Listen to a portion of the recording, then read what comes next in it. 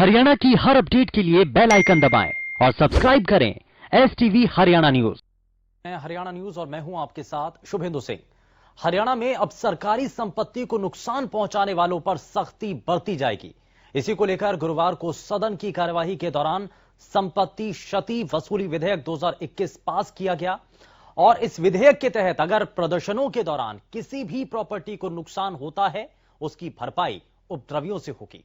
वहीं विधानसभा में बिल को लेकर सत्ता पक्ष और विपक्ष में तीखी बहस हुई और विपक्ष ने इस बिल को पूरे तरीके से किसान आंदोलन के खिलाफ सरकार की साजिश बताया।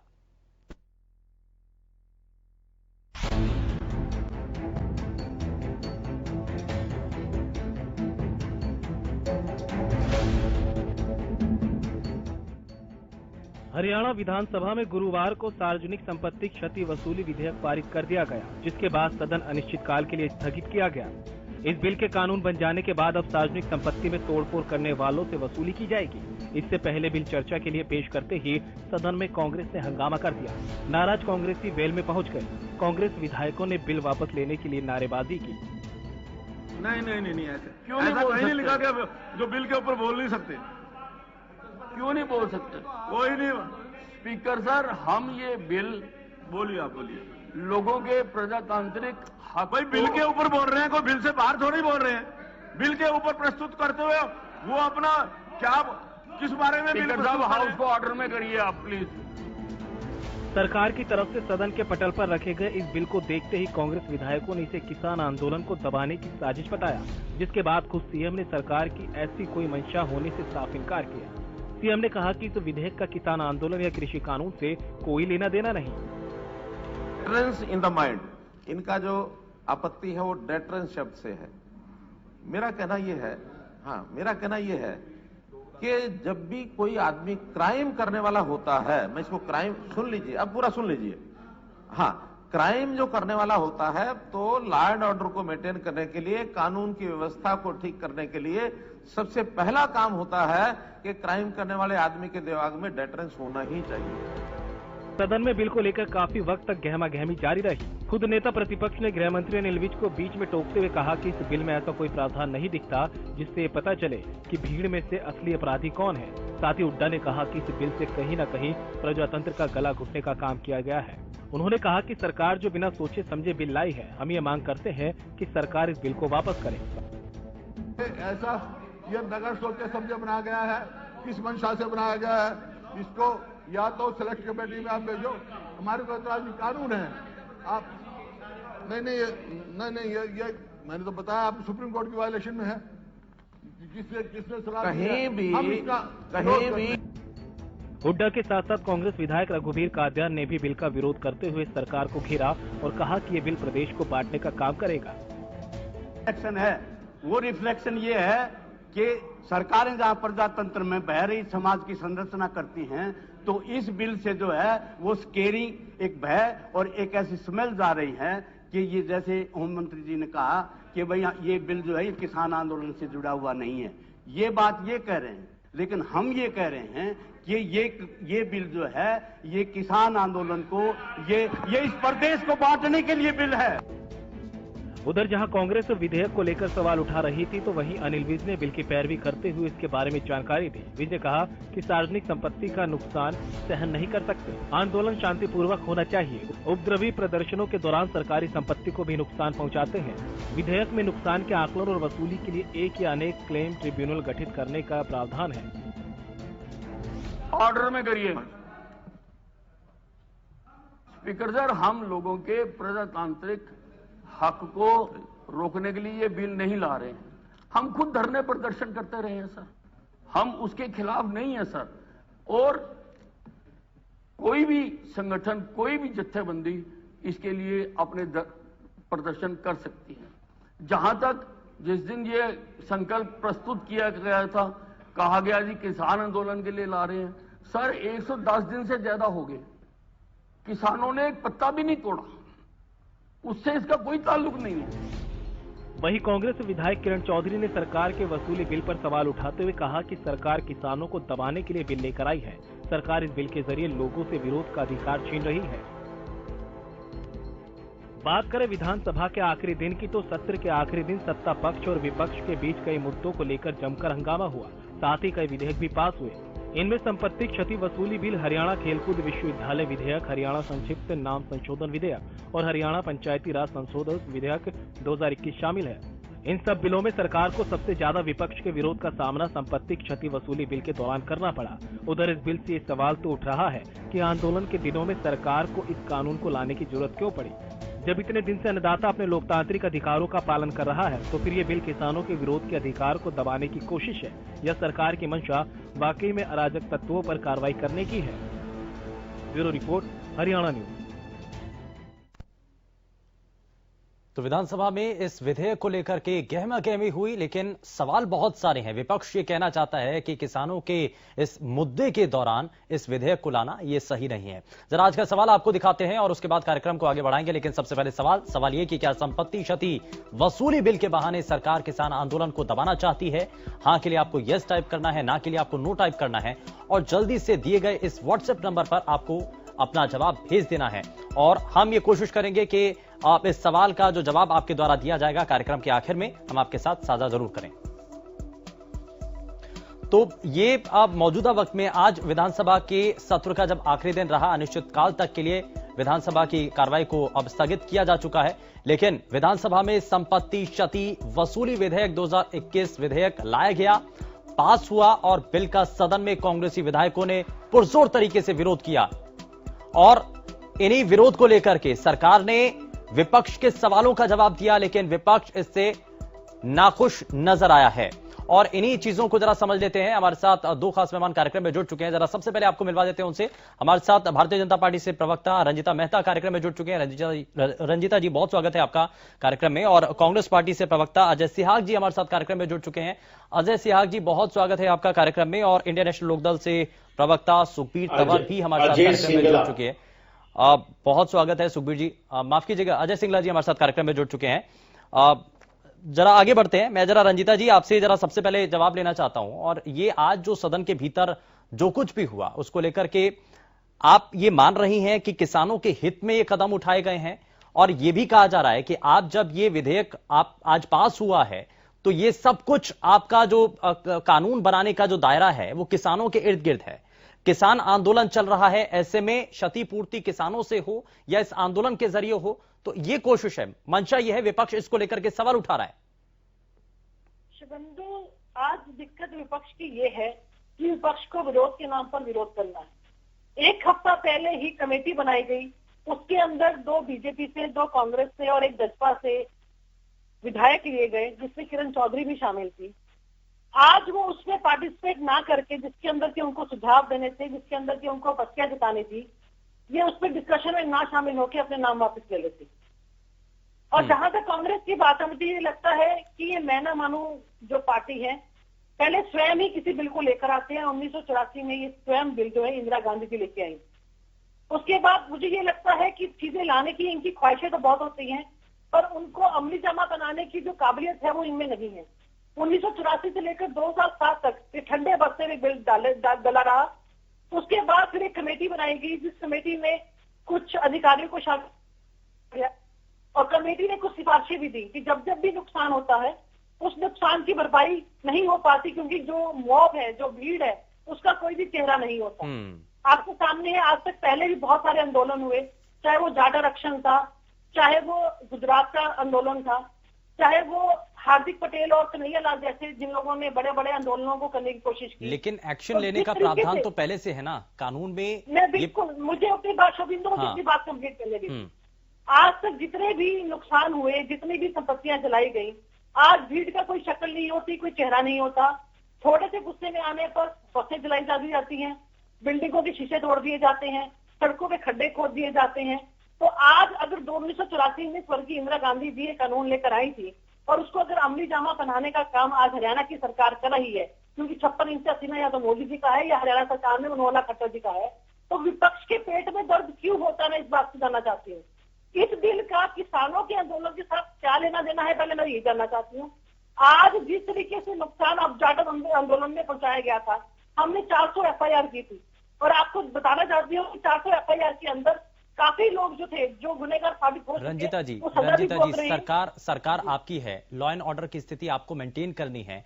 अगर कहीं भी आपको नजर आता है कि कोई उपद्रवी है या कोई ऐसा शरारती तत्व है जो कि नुकसान पहुंचाने की कोशिश कर रहा है, तो आप उसके खिलाफ कार्रवाई करवा सकते हैं, पुलिस के द्वारा एक्शन लिया जा सकता है, वो कानूनी तौर पर उसके खिलाफ कार्रवाई कर सकते हैं। ये सारी प्रक्रियाएं हैं, लेकिन इस अलग से कानून की क्या जरूरत? इसकी कानून की जरूरत इसलिए पड़ी शुभेंदु, क्योंकि मैंने आपको क्या बताया कि मौत का चेहरा नहीं होता। इसके अंदर पूरा प्रावधान रखा गया है कि जो एसएचओ कंसर्न है वो बाकायदा उसकी जो जांच पड़ताल करेंगे, वो कमेटी की जो रिपोर्ट, अपनी जो रिपोर्ट होगी उसको वो डीसी को सौंपेंगे, एसडीएम को सौंपेंगे, और उसके बाद एसडीएम उस कमेटी को बनाएंगे, और उसके बाद बाकायदा, ताकि हम ये नहीं चाहते। आप रंजीता जी, जब ये कह रहे हैं कि भीड़ का कोई चेहरा नहीं होता, तो कैसे आइडेंटिफाई कर पाएंगे कि उस भीड़ के अंदर कौन है जिसकी संपत्ति आप अटैच करेंगे? उसी की वेरिफिकेशन के लिए तो एसएचओ कंसर्न को ड्यूटीज लगाई जाएंगी। हाँ, उसी की सिफारिश के लिए उसको जब ये पहचान हो ही जाएगी रंजीता जी कि कौन शख्स है और किसने ये सब कुछ किया है, तो कानूनी रूप से तो इससे पहले भी जो कानून बना हुआ है उसके तहत कार्रवाई हो सकती है। तो बिंदु, जो आज तक जो आंदोलन हुए, चाहे वो हार्दिक पटेल द्वारा किए गए थे, चाहे वो कन्हैया लाल द्वारा किए गए थे, चाहे वो जो प्रख्यात के जो पिताजी है महेंद्र सिंह जी, उनके समय तो रंजीता जी देखिए विपक्ष ये कह रहा है कि ये जो आपने कदम उठाया ना, इसकी टाइमिंग को लेकर के वो सवाल उठा रहे हैं। किसान आंदोलन एक तरफ चल रहा है, उनको ये आशंका है क्योंकि इससे पहले भी किसानों के खिलाफ एफआईआर दर्ज हो चुकी हैं, तो उनको शंका है कि कहीं ऐसा ना हो कि किसानों के खिलाफ इसके तहत भी कार्रवाई होने लगे। उनको ये डर है, इसलिए वो सवाल उठा रहे हैं। तो बिंदु, मैं यही तो आपको कहना चाहती हूँ, जब जागो तभी सवेरा। 1984 से लेकर 2007 तक और 2007 के बाद और 2021 तक मैं ये जानना चाहती हूँ कांग्रेस पार्टी ने किया क्या। आज तक जितना भी नुकसान देश और विदेशों में हुआ, जिस तरीके से पूरे देश के अंदर, हमारे प्रदेशों के अंदर जब भी दंगे होते हैं, जब भी रंजीता जी, आज सदन के भीतर भी गृह मंत्री के द्वारा ये कहा गया कि एक पत्ता तक नहीं तोड़ा किसानों ने, एक पत्ता तक नहीं तोड़ा। किसानों की कार्रवाई कर रही है। मैं आपको यही तो पूछना चाहती हूँ, आज किसानों के कंधे पे बंदूक रख के कांग्रेस पार्टी जिस तरीके की राजनीति करना चाहती है, आज इनका दोहरा चेहरा और चरित्र लोगों के सामने। चलिए ठीक है। ये कानून बनाया गया है उन देशद्रोहियों के लिए, ये कानून बनाया गया है नक्सलवादियों के लिए, ये कानून बनाया गया है उन उपद्रवियों के लिए। क्या ये किसानों को उपद्रवी कहना चाहते हैं? क्या ये किसानों को देशद्रोही मानते हैं? ठीक है, अजय सिंगला जी, जरा जवाब दीजिए। किसानों की तरफ ये बंदूक चला रहे हैं कंधे पे रखकर, ठीक है, कांग्रेस पार्टी की गलती है। अजय जी जवाब दीजिए इस पर। शुभेंदु जी, बहुत विरोधाभास है रंजीता जी की अपनी बातों में। ये कहती हैं भीड़ का कोई चेहरा नहीं होता, तो जब भीड़ का चेहरा ही नहीं होता तो आप किससे पैसे वसूल करोगे? उससे जिससे आपकी सरकार चाहेगी, जिसको आप हराना चाहोगे, जिसको आप डराना चाहोगे, जिसको आप धमकाना चाहोगे, जिस आंदोलन को आप खत्म करना चाहोगे, उसके ऊपर आप केस बनाओगे। ये हमारा कहना है। आप कहते हैं कि किसानों ने एक भी पत्ता नहीं तोड़ा। आदरणीय होम मिनिस्टर ने कहा आज एक भी पत्ता तो तोड़ा नहीं, हजारों केस बना दिए उनके ऊपर, लाठीचार्ज की, वाटर कैनन किया। आप कहना क्या चाहते हैं कि हम उनको मारेंगे भी, डराएंगे भी, धमकाएंगे? बात सुनने की क्षमता रखिए मेहता जी, बात सुनने की क्षमता रखिए। आपकी सबसे बड़ी कमजोरी है कि आप सुनना नहीं चाहते। आपकी सबसे बड़ी कमजोरी है आप सत्य से भागती हैं। आपकी सबसे बड़ी कमजोरी है आप लगातार बोल के डराना धमकाना चाहती है। यही आपकी राजनीति होती जा रही है। इस राजनीति से कांग्रेस आपको आगे नहीं आने देगी। अगर आप दो चीजें बोलेंगे, हम चार चीजें बोलेंगे। सुनने की क्षमता रखिए, आपके अंदर सुनने की क्षमता नहीं है। नहीं, ठीक है, सिर्फ बोलते रहना ही राजनीति नहीं है। ठीक है, मैं चुप हो जाता हूँ। नहीं, ठीक है, एक मिनट रंजीता जी, मैंने आपको पूरा समय दिया, आपने अपनी बात रखी है, जरा अजय जी को भी अपनी बात रखने दीजिए। अजय जी बताइए। शुभेंदु जी, मैं चाहता हूं कि मैं ना डिस्टर्ब करूंगा, ना मुझे डिस्टर्ब करना चाहिए। सिंगला जी, अच्छा वक्ता वही हो सकता है जो अच्छा श्रोता हो। अक्षमता रखिए अपने अंदर सुनने की। आपके अंदर क्षमता नहीं है, संयम नहीं है, ठीक है, शालीनता नहीं है सुनने की। पॉइंट पर आइए सर, पॉइंट पर आइए। मैं कहना क्या चाहूंगा, क्या हिंदुस्तान में कानून नहीं है क्या तोड़फोड़ के खिलाफ? क्या पहले सरकारें इस कानून के अंतर्गत काम नहीं करती? क्या खुली छूट है हिंदुस्तान में आंदोलनकारियों को तोड़फोड़ करने की? जब आंदोलनकारियों ने किया ही कुछ नहीं, हजारों आपने केस बना दिए, और अब आप क्या करेंगे? इस कानून का सहारा लेकर क्या करेंगे आप? कितनी संवेदनहीन सरकार है। शोक प्रस्ताव, निंदा प्रस्ताव करती है विधानसभा में, किसके खिलाफ? किसानों के खिलाफ, कि हमें घर क्यों नहीं जाने दे रहे। हमारा यानी कि हम अगर आंदोलन कर रहे हैं तो विधानसभा में हमारे खिलाफ, किसानों के खिलाफ निंदा प्रस्ताव हो रहा है, और इतनी शर्म नहीं आती, इतने संवेदनहीन है कि 300 से ऊपर शहीद हो गए, एक शोक प्रस्ताव नहीं आप दे पाए। और अब आप ये दूसरा लेके आ गए उनके सिर के ऊपर। किसान डरने वाले नहीं है, हरियाणा डरने वाली नहीं है। लेकिन सिंगला साहब, उनको कमजोर नहीं कर सकते। एक बात ये भी तो साफ कीजिए, एक बात ये भी तो साफ कीजिए, जब आंदोलनकारियों की बात हो रही है, ये जो आप विधेयक लेकर आया गया, जिसको पास किया गया, ये प्रदर्शनकारियों के लिए है, वो उन प्रदर्शनकारियों के लिए जो तोड़फोड़ करते हैं, तो आप इसको किसानों के इस मूवमेंट के साथ क्यों जोड़ रहे हैं फिर? शुक्रिया। इस मूवमेंट पे क्यों लाया गया? इस मूवमेंट पे जो पूरे देश में किसान आंदोलनरत है शांतिपूर्ण तरीके से, हम फिर कहना चाहते हैं पूरे अपने कि ये केवल किसानों को डराने के लिए, उनको धमकाने के लिए, उनको दोहराने के लिए, ये जो बार बार सेंटर्ड में किसान कर दिया जाता है कि किसानों को डराने के लिए हो रहा है। जब किसान किसी भी तरीके से एक पत्ता, गृह मंत्री ने खुद भी कहा कि जब एक पत्ता तक नहीं तोड़ा है, तो यानी कि वो कहना चाह रहे हैं कि किसानों ने अभी तक कुछ नहीं किया, तो उनके लिए तो है ही नहीं। जो प्रदर्शनकारी सरकारी संपत्ति को या निजी संपत्ति को नुकसान पहुंचा रहे हैं, ये टारगेटेड सिर्फ उनको है ताकि उनके मन में डर हो। आप क्या चाहते हैं? प्रदेश के अंदर अगर आकर के कोई नुकसान करता है, यहां किसान आंदोलन की बात नहीं है, इसके आगे भी और इससे पहले भी अगर कोई भी सरकारी संपत्ति को नुकसान पहुंचाता है, क्या इस प्रदेश के नागरिक होने के नाते आप ये चाहेंगे कि नुकसान हो, या कांग्रेस पार्टी चाहेगी? कांग्रेस पार्टी किसी भी तरह की हिंसा के खिलाफ है, किसी भी तोड़फोड़ के खिलाफ है। लेकिन जो ये बैकडोर से तोड़फोड़ प्रेरित करने के लिए कानून लाया जा रहा है, आप मानेंगे? आप कहते हैं भीड़ का कोई चेहरा नहीं होता, लेकिन भीड़ का चेहरा होता है आपके सामने, आपकी पुलिस के सामने। जिनको आपने डराना है, धमकाना है, जिनको अंदर करना है आपने, वो चेहरा आपके पास होता है। मान लो भीड़ का चेहरा नहीं है, लेकिन आप किसको अंदर करोगे? जिसको आपने दौड़ाना है, जिसको धमकाना है, जिसके ऊपर इल्जाम लगाना है, ये उनके लिए आप समझिए बात को। ये जो ट्रायंगल सरकार बनी ना, विसाखियों की सरकार बनी है, ये ठीक है, ये करना चाहती है। ठीक है रंजिता जी, जरा जल्दी से जवाब दीजिए, फिर उसके बाद मैं आता हूं सुखबीर जी के पास। सुखबीर जी, आता हूं आपके पास भी। रंजिता जी, जरा जल्दी से। एक क्वेश्चन है मेरा। एक तरफ तो ये कहते हैं कि कांग्रेस पार्टी हिंसा के खिलाफ है, तोड़फोड़ के खिलाफ है, और उसको रोकने के लिए किसी भी कदम को उठाने के लिए तैयार है। 1984 में इंदिरा गांधी जी खुद ही इस कानून को लेकर आते हैं, और उसके बाद अगर इस कानून की अब आज उसको अमलीजामा बनाया जाता है तो इसका विरोध करते हैं। एक तरफ ये कहते हैं कि रंजीता जी, हम 2021 में जी रहे हैं, आप 2021 में आ जाइए। कहाँ चले गए आप 84 में? फिर आप राजीव गांधी की बात करने लगेंगी, फिर आप नेहरू जी की बात करने लगेंगी, फिर आप इंदिरा जी की बात करने लगेंगी, फिर आप 1930 में आ जाएंगी, 1925 में आ जाएंगी। ठीक है रंजीता जी, आपने अपना पॉइंट रखा है, आपने अपना पॉइंट रखा है, लेकिन सुखबीर तंवर जी, ठीक है नहीं, ठीक है, मैं वापस लौटता हूं। सुखबीर तंवर जी, ये डराने धमकाने के लिए सब कुछ किया जा रहा है, ये कह दिया जाता है, आप भी ऐसा ही मानते हैं?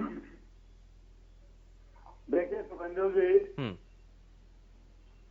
शरारत और उपद्रव, इनको रोकना सरकार का प्राथमिक दायित्व है।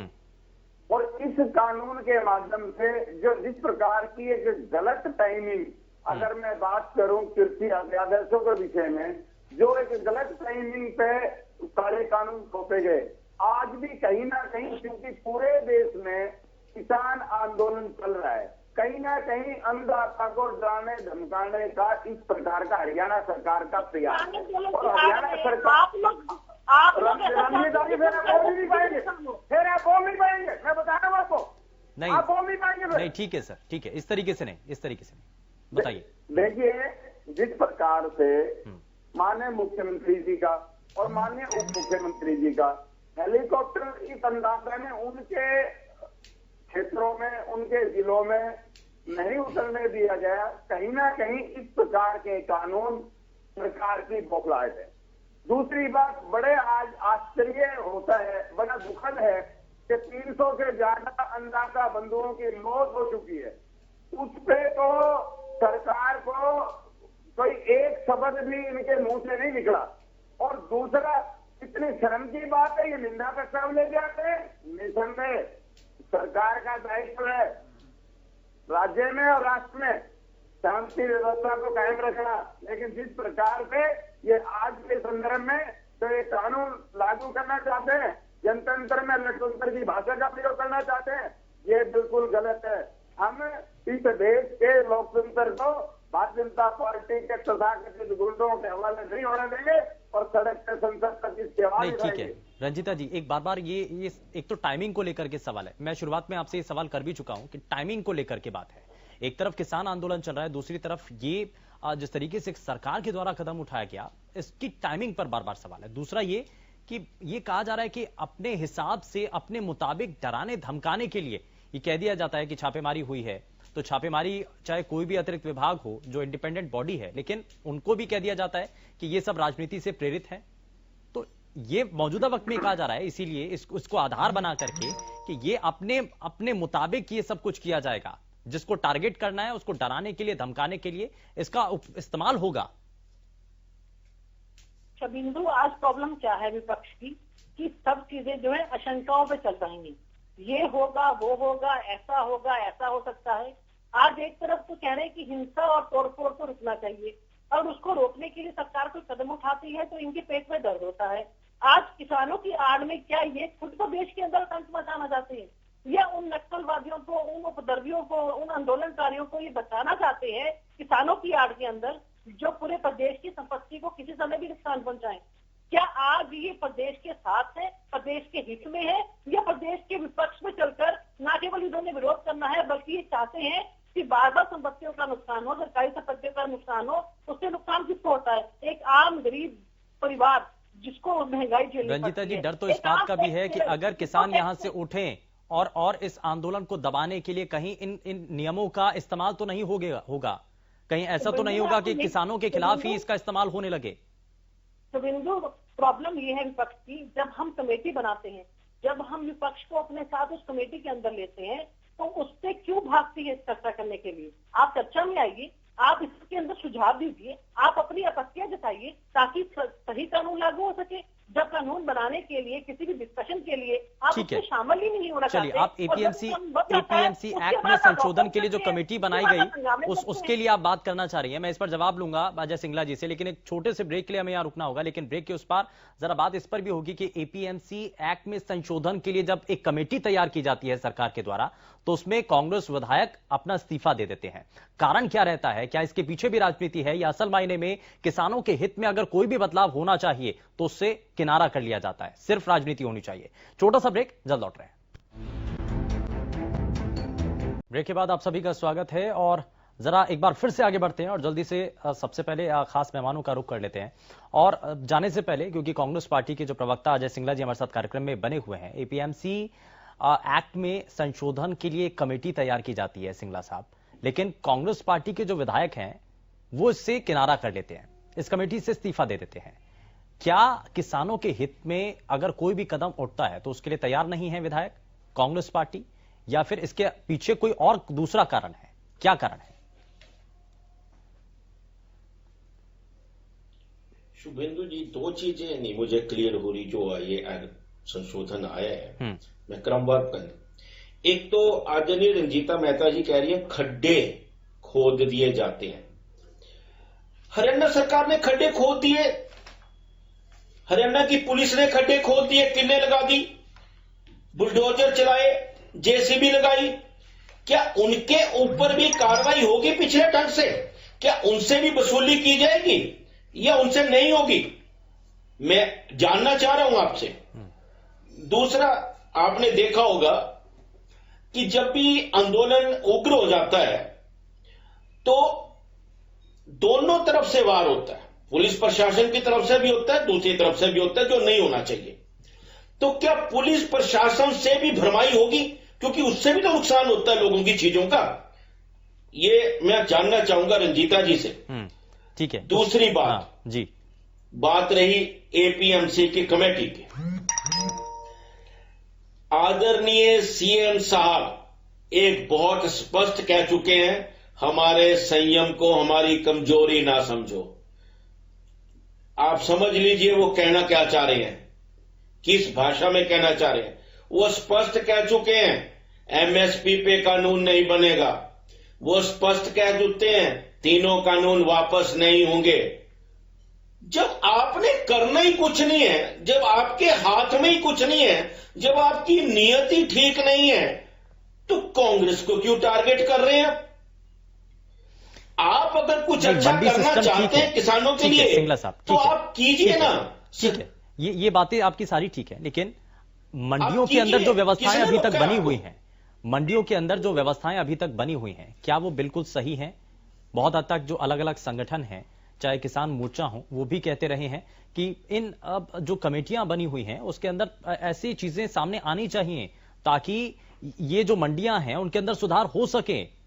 लेकिन जब सुधार की बात आने लगती है, कमेटी निर्धारित होती है, तो वहां से बायकॉट हो जाता है। इस समय तो सबसे बड़ा एक सुधार करवा दीजिए रंजीता जी।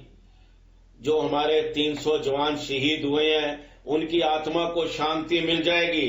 एमएसपी पे कानून बनवा दीजिए, 3 कानून वापस करवा दीजिए, मंडी सिस्टम तो अपने आप ठीक हो जाएगा, वाह वाह हो जाएगी। चलिए ठीक है, कांग्रेस की बोलती बंद हो जाएगी, चुप हो जाएगा विपक्ष। हाँ ठीक है, बेशक अपने कार्यकाल में नहीं हुआ, लेकिन आज की सरकार से उम्मीद है और इसीलिए जनता ने भी चुना सरकार को और इसी उम्मीद के साथ चुना है। लेकिन सरकार को भी करके दिखाना चाहिए। रंजीता जी जवाब दीजिए। चुना नहीं, अब की बार 75 पार, अब की बार यमुना पार, दोस्ती के लिए, कुर्सी के लिए दोनों पार्टियां बन गई यार। चुना नहीं, सभी मंत्री हार गए थे, सभी मंत्री हार गए थे।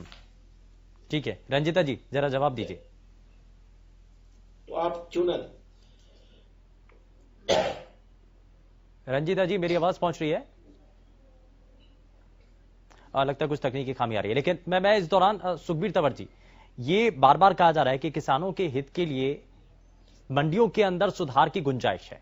मानते हैं इस बात को? सबसे पहले तो यही सवाल कि मंडियों के अंदर जो सिस्टम बना हुआ है कुछ हद तक सुधार की गुंजाइश है उनमें? मैं पूछना चाहती हूँ, आज भी एमएसपी के ऊपर फसलें बिक रही है। आज सबसे ज्यादा रेट जो है वो हरियाणा सरकार दे रही है। ठीक है, एक मिनट, ठीक है सुखबीर जी, एक मिनट, रंजीता जी एक मिनट जरा, सुखबीर जी जवाब दीजिए जरा। मैं रंजीता जी जरा मैं आता हूं वापस। हाँ शुभेंदु जी, जो आपने एपीएमसी की बात करी, देखिए निसंदेह हरियाणा और पंजाब में जो एपीएमसी के तहत कानून और मंडियां स्थापित हैं वो बेहतर काम कर रही हैं। इसीलिए हरियाणा और पंजाब के किसान की आर्थिक दशा इस देश के दूसरे प्रदेशों से ज्यादा बेहतर है। मैं कहना आपको ये चाहूंगा, एपीएमसी इन्होंने बिहार में लागू किया, वो भी एनडीए की सरकार थी, उस वक्त नीतीश कुमार भाजपा पार्टी का गठबंधन उस वक्त भी था। आज जिस प्रकार से धान में बिहार के किसान को लूटा गया है, ये इसी प्रकार की व्यवस्था हरियाणा पंजाब में भी लागू करना चाहते हैं। निसंदेह अतीत में भी साबित हो चुका है कि भारतीय जनता पार्टी पूंजीपतियों की सरकार है, और अब जिस प्रकार से इन्होंने दूसरे कार्यकाल में भी, पहले कार्यकाल में भी इस प्रकार से कॉर्पोरेट को पोषित करने के लिए भारतीय जनता पार्टी ने इस प्रकार के कानूनों को निर्माण करने का प्रयास किया है जिससे ये अंदाजा कमजोर हो। इस देश में जिस प्रकार से मैं आपको बताना चाहता हूँ शुभेंदु जी, जो श्रम कानूनों में भी जिस प्रकार का बदलाव सरकार लाने का प्रयास करी और लाई थी है, ये अनेक ऐसे मसले हैं, ये सारे के सारे सिर्फ और सिर्फ पूंजीपतियों को पोषित करने का इनका है, और अब इनकी कमाई खुल चुकी है। अब तो इनकी हालत ये होगी, फर्ज बढ़ता गया, युद्ध के दौरान सारा देश का। ठीक है, रंजीता जी जरा जवाब दीजिए। यहाँ 2 सवाल है। मंडियों के अंदर एपीएमसी एक्ट में संशोधन के लिए जो कमेटी आपने तैयार की, एक तो बात वो भी है, और दूसरा विषय ये भी है कि जो आप कानून लेकर के आए हैं, आपने अब जो सरकार के द्वारा ये कहा जा रहा है, आरोप लगाया जा रहा है कि अलग अलग जगहों पर किसानों के आने से पहले जो सड़कों पर गड्ढे खोद दिए गए, जो अलग अलग जगहों पर नुकसान हुआ, क्या उसकी भरपाई सरकार खुद करेगी? शबिंदु, आपने जो सवाल अजय जी से किया था, क्या आपको उसका जवाब मिला?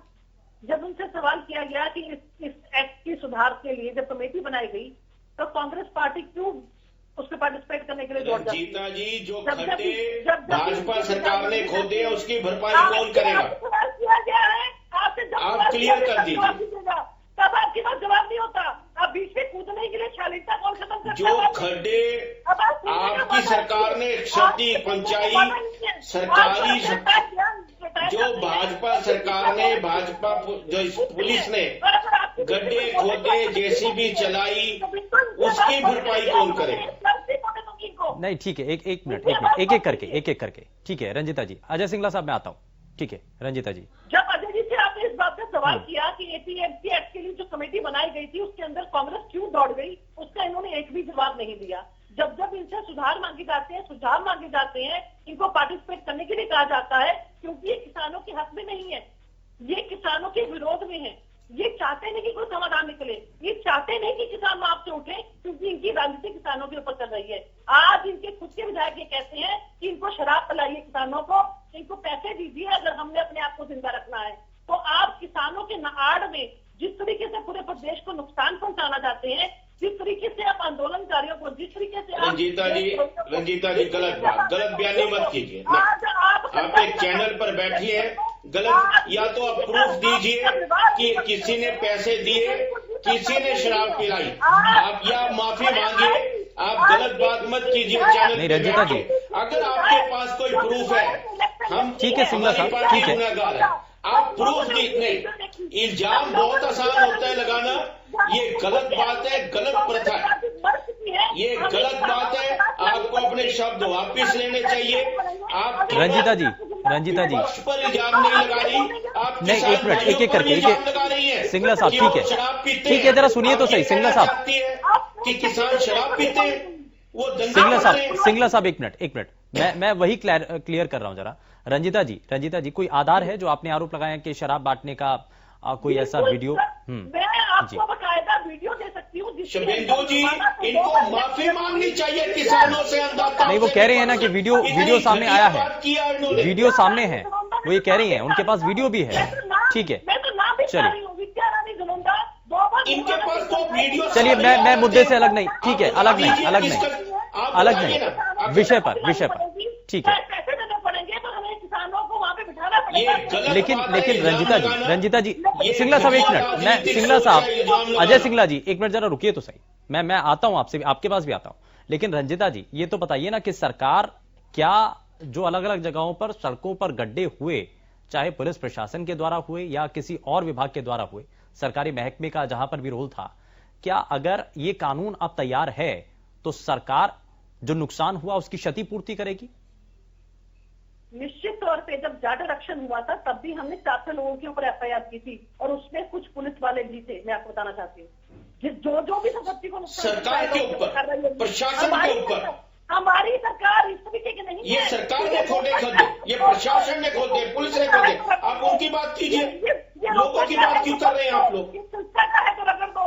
हमारी सरकार क्षेत्रवाद के नाम पर राजनीति नहीं करती। जिस तरीके से कांग्रेस के दौरान एक क्षेत्र के लोगों को बढ़ावा दिया जाता था, एक क्षेत्र का विकास किया जाता था, यहाँ पे हरियाणा किसान सबके साथ एक साथ व्यवहार करती है। सबका साथ सबका विकास, सबको एक साथ लेकर चलती है और अंत उदय जो आखिरी व्यक्ति है उस तक वो फायदा पहुंचाने के लिए सरकार काम करती है। आज सरकार जो खड्डे सरकार के द्वारा खोदे गए, जो सरकारी संपत्ति सरकार के द्वारा नुकसान की गई, क्या उसके सिंगला साहब, लेकिन कांग्रेस पार्टी इससे क्यों डर रही है? कांग्रेस पार्टी इससे इतना, ठीक है रंजीता जी एक मिनट, ठीक है सिंगला साहब, कांग्रेस पार्टी का इस कानून को लेकर के रुख अलग क्यों है? क्या आप नहीं चाहते या कांग्रेस पार्टी नहीं चाहती कि अगर प्रदेश के अंदर कहीं भी सरकारी संपत्ति का या किसी की भी निजी संपत्ति का अगर कोई नुकसान होता है तो उसको आइडेंटिफाई करना चाहिए, उसके खिलाफ एक्शन होना चाहिए और उसी की संपत्ति से अटैच करके उसके खिलाफ कार्रवाई करते हुए उसके जुर्माना उससे लिया जाए? बाबा राम नहीं, आपके सामने बहुत बड़ा एग्जाम्पल है। उनकी सिंगला साहब, मैं आपसे फिर स्पष्ट करना चाहता हूं, मैं फिर आपसे, हम लोग जो हैं इस समय बहुत ही संवेदनशील मुद्दे पर बात कर रहे हैं। होगा क्या? कांग्रेस हिंसा के साथ नहीं है, तोड़फोड़ के साथ नहीं है, गलत बात नहीं है। कांग्रेस हमेशा एक ठीक ढंग से किया गया आंदोलन के साथ। रंजीता जी सुन तो लीजिए, क्यों नहीं? अच्छा पानी पी लीजिए, थोड़ा सा आपको गुस्सा आ रहा होगा हमारी बात को। नहीं ठीक है, शांत हो जाए। ठीक है, एक मिनट। ठीक है रंजीता जी, जरा सुन लेते हैं। सिंगला साहब बताइए। बात इस समय टाइमिंग की। आप देखा आपने यूपी में क्या हुआ था? सुप्रीम कोर्ट को दखल देना पड़ा था ना, बड़े बड़े होर्डिंग लगा दिए थे, उनको कानून के अंतर्गत आने ही नहीं दिया। पुलिस ने खुद ही फैसला कर लिया कि ए ने तोड़ा, बी ने तोड़ा, सी ने तोड़ा, डी ने तोड़ा, इतने लाख तेरे, इतने लाख तेरे। पुलिस या राज हो गया था वहां पर। यही करना चाहते हैं हम। जब एक देश में संविधान है, कानून पहले से है, अदालतें हैं, तो आप पुलिस के द्वारा डराना धमकाना चाहते हैं। उसी पुलिस के द्वारा, उसी प्रशासन के द्वारा जिन्होंने हरियाणा की सड़कें खोद दी, गड्ढे खोद दिए, किसान भाइयों को डराने धमकाने, किले लगा दी। आप ये करना चाहते हैं हरियाणा में इस समय? आपकी टाइमिंग क्या है? आपकी टाइमिंग है किसान आंदोलन को दबाना। और आप कहते हैं, आपको रंजीता जी ऐसी बात नहीं करनी चाहिए कि किसान शराब पीते हैं वहां पर। और इन्हीं किसानों के लिए आप ट्रैक्टर यात्रा कर रही थी इनके पक्ष में। आपका क्या बदल गया इतने दिनों में? आपने ट्रैक्टर चलाया था उनके पक्ष में, आपने आंदोलन किया था किसानों के पक्ष में। आज आप उन्हीं किसानों को शराब भी कह रही है। आपको बहुत गलत बात है आपकी। ये किसान हमारे अन्नदाता है, शराबी नहीं है, उग्रवादी नहीं है, नक्सलवादी नहीं है। ये कोई दूसरे देश से आए हमारे भाई बहन है, हमारे भतीजे हैं, हमारी महिलाएं हमारी हैं। आप उनके खिलाफ बयान दे रही हैं, शराबी कह रही है उनको। गलत बात है। क्या आपने उनको पार्टी से निकाल दिया? क्या आपकी पार्टी ने उनकी खिलाफ कार्रवाई की? चलिए थोड़ा सा आगे बढ़ते हैं, ठीक है। और भी कई ऐसी महत्वपूर्ण चीजें हैं जो कि सदन के आखिरी दिन आज बहुत सारी चीजों को और चर्चा हुई है। सुखबीर तंवर जी, स्कूल बंद करने के लिए ये एक डाटा भी सामने आया है। 1057 स्कूल सरकार के द्वारा बंद किए जा रहे हैं। जहां एक तरफ सरकार की नीति है कि ज्यादा से ज्यादा बच्चों को शिक्षित किया जा सके, मुफ्त में शिक्षा दी जा सके, लेकिन इस कदम को लेकर के आप क्या कहना है आपका? सुरेंद्र जी, इन्होंने कोई निर्माण तो कभी किया नहीं, इन्होंने तो विनाश किया है। अतीत का इनका इतिहास है। स्कूलों का निर्माण इनकी सरकार के समय में नहीं हुआ, और जो पहले से निर्मित स्कूल है उनको ये पूंजीपतियों के हाथ बेचना चाहते हैं। उनमें कई ये छोटे बच्चों के स्कूलों की जो प्रॉपर्टीज हैं वो कहीं ना कहीं, मैंने पहले बताया, ये पूंजीपतियों की पोषक सरकार है। इनके सारे के सारे कार्यक्रम पूंजीपतियों को पोषित करने वाले हैं। आज मैं आपके चैनल के माध्यम से कहना ये चाहता हूँ, जिस प्रकार से सत्ता पक्ष और गठबंधन के अनेक जो विधायक हैं उनके जिस प्रकार के बयान थे और जिस प्रकार वो अपने क्षेत्रों में नहीं जा पा रहे हैं, और जो सरकार निंदा प्रस्ताव पास कर रही है जिस वजह से नहीं, उस वजह को नहीं सोच रही है, लेकिन निंदा प्रस्ताव जरूर पारित करेंगे। आज ये विहित की आड़ में सरकार चल रही है, अन्यथा ये जो विश्वास सरकार का वो समाप्त हो चुका है। अब तो इनको जो आज इस प्रदेश के हालात हैं, ये कर्ज लेके खींचने वाले लोग, इन्होंने इस प्रदेश का बेड़ा गर्क कर दिया। आज जो इनका बजट है उससे ज्यादा तो कर्जा है प्रदेश में। आज प्रदेश के हर व्यक्ति पे कितना कर्जा है और उसके जिम्मेदार कौन है? निसंदेह आने वाले का हिसाब इनको देना पड़ेगा। और जिस प्रकार माननीय मुख्यमंत्री जी कह रहे हैं आज हरियाणा प्रदेश में वातावरण नहीं है, अरे वातावरण खराब किसने किया? वातावरण को ठीक रखने के लिए जिम्मेदार कौन है? और पंचायत चुनाव से कौन बांध रहा है? और आज ये जो आज 5 प्रदेश में चुनाव चल रहे हैं, इनके साथ क्यों नहीं चुनाव करे? उसका दूध और पानी का पानी हो जाता है। आज आपके पास कहने के लिए कुछ नहीं है।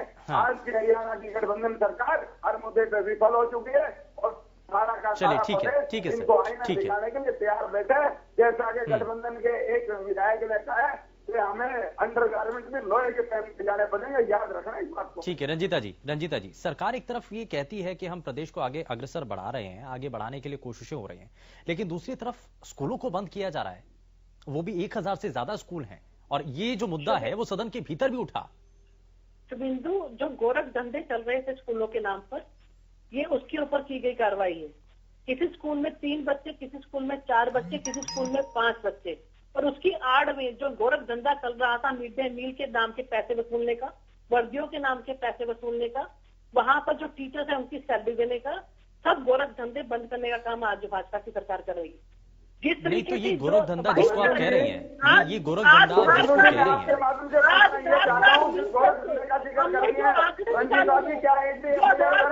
सरकार कह रही है, सरकार के प्रवक्ता, भाजपा के प्रवक्ता कह रहे हैं कि हरियाणा में एजुकेशन के नाम पे गोरख धंधे हो रहे हैं। नहीं, एक मिनट, क्या बयान है ये? सिंगला साहब जरा बात पूरी करनी थी। जो आपने लूट खसूट उठा रखी थी, किसी स्कूल में 4 बच्चे थे, किसी स्कूल में 5 बच्चे थे। अरे 6.5 साल एक मिनट जरा उनको अपनी बात रखने दीजिए। सिंगला साहब एक मिनट, तंवर साहब एक मिनट जरा, रंजीता जी जवाब दीजिए। ये जो आप कह रही हैं कि गोरख धंधा चल रहा था, ये गोरख धंधा है किस चीज का? क्या जो सरकारी स्कूलों के अंदर गरीब तबके के बच्चे हैं, उनको जो शिक्षा देने का माध्यम है, वो कहां से गोरख धंधा बन गया? बिल्कुल, मुझे अब जवाब देने मौका दीजिए और इनको ये बीच में बोलेंगे नहीं।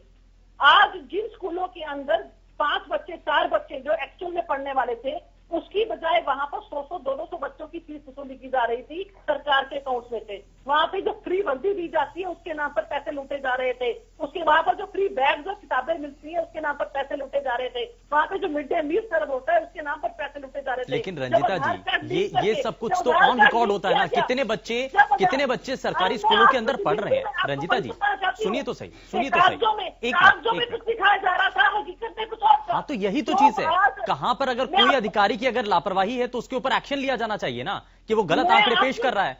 मैं आपको यही तो दिखाना चाहती हूँ कि वो आखिर जब आधार कार्ड के साथ लिंक किए गए तो पता चला कि वहां पे एक्चुअल रंजीता जी, लेकिन स्कूल बंद कर देने से क्या कोई हल होगा? स्कूल बंद कर देने से हल है? अब तो जो बच्चे आसपास अपने स्कूल तक पहुंचना चाह रहे थे, जो पढ़ना चाहते हैं, वो भी नहीं पहुंच पाएंगे। तो बिंदु जो स्कूल बंद हुए हैं वो स्कूल आगे खुलेंगे भी, वो परमानेंट आने नहीं लगे हैं। एक बार उनको बंद करके व्यवस्था ठीक की जा रही है ताकि एक्चुअल वहां पे कितने पढ़ने वाले की गिनती आ सकती है। रंजीता जी, आज तक प्रोग्राम चलाया जाता है कि बच्चों को स्कूल तक पहुंचाया जाए, और बड़ी मुश्किल से अगर उन पेरेंट्स को जो रोज दिहाड़ी करके मजदूरी करके अपना घर का खर्च चलाते हैं और अपने बच्चों को बड़ी मुश्किल से जो है स्कूल तक भेजते हैं, अगर वो फ्लो टूट गया तो वापस से कैसे आपका बना पाएंगे उनको? वापस जो वो बच्चे आखिर कैसे स्कूल तक पहुंच पाएंगे? वो प्रक्रिया कैसे शुरू हो पाएगी एक बार फिर से? बिल्कुल भी फ्लो नहीं टूटेगा शुभेंदु। जो बच्चे एक्स्ट्रा है, अगर सपोज स्कूल में सिर्फ 5 ही बच्चे हैं तो उनको दूसरे स्कूल के अंदर शिफ्ट किया जाएगा, ताकि ना केवल जो सरकारी बोर्ड है वहां पे टीचर तैनात किए गए हैं कॉलेजों के अंदर, सैलरीज उनकी विड्रॉ हो रही है और वो बच्चों को वहां पे पढ़ा नहीं रहे हैं। इस व्यवस्था को ठीक करने के लिए था सिस्टम किया गया है, ना कि सिस्टम को खराब करने के लिए। जो गोरख धंधे कांग्रेस सरकार के टाइम पे चलते आ रहे थे, उसके ऊपर एक एक करके पर्दाफाश करने का काम जो है भाजपा की सरकार कर रही है। मिड डे मील के नाम पर आप पैसे खाते हैं, बस्तों के नाम पर आप पैसे खाते हैं, वर्दी के नाम पर आप पैसे खाते हैं,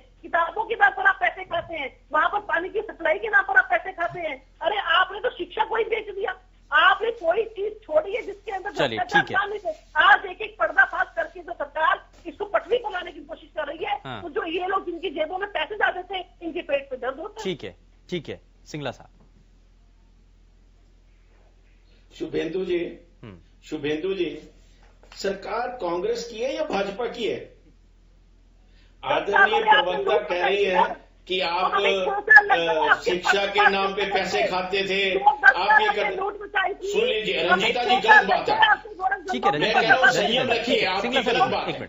रंजीता जी प्लीज, बहुत बोल लिया। रंजीता जी आपने अपनी बात रखी है, आपने अपना पक्ष रख लिया है, आपने अपना पक्ष रखा है। अब जरा उनको भी सुन लेते हैं। चुप कराइए। नहीं सिंगला साहब एक मिनट। नहीं रंजीता जी ठीक है, आपने अपनी बात रखी है। सिंगला साहब बताइए। मुझे नहीं लगता, मुझे नहीं पता सिंगला साहब शुभेंदु जी क्या हो रहा है ये? नहीं कुछ नहीं है, आप अपनी बात रखिए। शुभेंदु जी, मुझे नहीं लगता कि आदरणीय रंजीता जी किसका गुस्सा किस पे उतार रही हैं। रंजीता जी कह रही है कि शिक्षा के नाम पे गोरख धंधा हो रहा है, सरकारी गोरख धंधा। सरकार ने चूड़ियां डाल रखी है। क्या प्रशासन फेल हो गया? सरकार फेल हो गई? क्या कोई आंकड़े थे 6.5 साल? संजीता जी सुन लीजिए, आपके अंदर बहुत कमी है कि आप सुनते नहीं है। प्लीज सुनिए, हिम्मत रखिए सुनने की। आपकी सरकार फेल, 6-6.5 साल से इतने बड़े गोरख धंधे हो रहे हैं और आपकी सरकार फेल, आप रोक नहीं पाई, आप स्कूलों को बंद कर रही है और ये रहा गोरख धंधा। सुन लीजिए आपकी सरकार क्या कर रही है। आपने पिछले बजट के अंदर भी आप मेरे साथ थे पैनल में, मैंने आपसे क्वेश्चन किया था, तब भी आंसर नहीं था। आपने पिछली बार कहा था 4000 प्ले वाले स्कूल खोले जाएंगे और अब आपने क्या दिया, इतने संस्कृत स्कूल खोले जाएंगे। आपकी नीयत क्या है, नीति क्या है, मैं बताता हूं। आप क्या करेंगे, सिर्फ बोर्ड बदलेंगे। आप क्या करेंगे, सफेदी रंगरोगन कराएंगे। हो गए स्कूल शुरू, 45,000 पद रिक्त पड़े हैं, क्या करेंगे आप। एक झूठी सरकार, सिर्फ आंकड़े का खेल कर चलती सरकार और आप सुनने की क्षमता नहीं रखती। कौन से 4000 स्कूल बना दिए, कितने मेडिकल कॉलेज बना दिए, कितनी यूनिवर्सिटीज बना दी, एक झूठी व्यवस्था क्या है और आपने क्या तरक्की दी। ठीक है, ठीक है, लेकिन सिंगला साहब वो ये कह रही है, वो ये कह रही है कि ऐसा सिस्टम बन चुका था, बीते कार्यकाल में ऐसा सिस्टम बन गया था जिसको खत्म करने के लिए ही उनको स्कूल बंद करने पड़े। हालांकि इसको लेकर के कई सवाल और भी हैं।